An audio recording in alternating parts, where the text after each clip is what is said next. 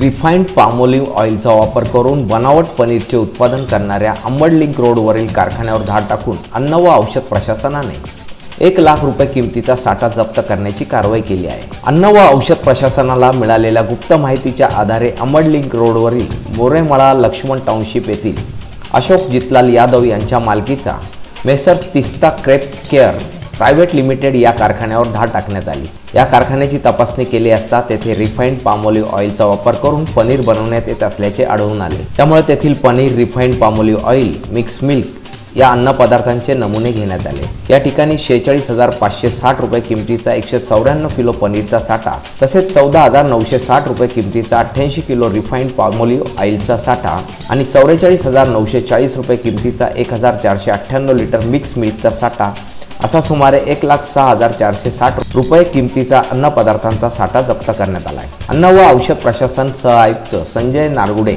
यांच्या मार्गदर्शनाखाली सहाय्यक आयुक्त मनीष सानप यांच्या नेतृत्वाखाली अन्न सुरक्षा अधिकारी योगेश देशमुख, गोपाल कासार, विजय पगारे यांच्या पथकाने ही धडक मोहीम राबवली।